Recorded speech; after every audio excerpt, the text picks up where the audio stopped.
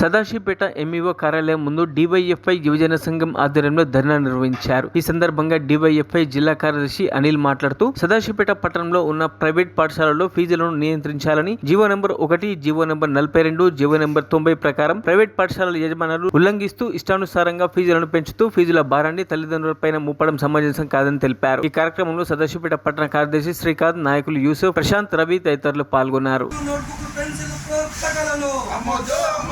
చర్యలు తీసుకోవాలి. అధికారులు ప్రైవేట్ స్కూల్ పైన వెంటనే తగ్గించాలి. ప్రైవేట్ పాఠశాల అధిక ఫీజులను తగ్గించాలి. సదాశివపేట పట్టణ కమిటీ ఆధ్వర్యంలో ఎంఈఓ ఆఫీస్ ముందు రావడం జరిగింది. ఎంఈఓ ఆఫీస్కు వస్తే ఇక్కడ అధికారి గదికి తాళం వేసి కనపడుతుంది. నిన్న కూడా తాళం వేసే ఉంది.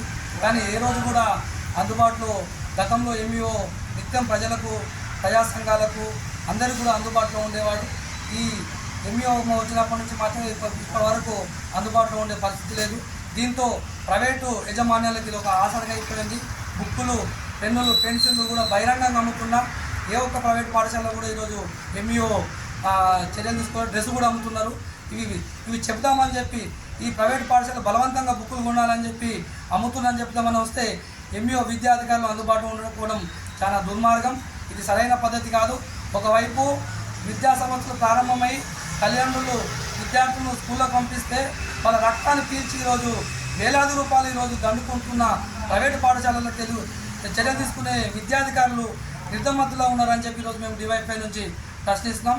కాబట్టి వెంటనే ప్రైవేటు విద్యా సంస్థలు అధికంగా వసూలు చేస్తున్న విద్యా సంస్థలను GO number 1, GO number 42, GO number 90 ప్రకారము చర్యలు తీసుకొని ప్రభుత్వ నిబంధనలు పాటించని ప్రైవేట్ పాఠశాల గుర్తింపు రద్దు చేయాలని చెప్పి ఈరోజు మేము డివైఎఫ్ఐ యువజన సంఘం నుంచి డిమాండ్ చేస్తున్నాం.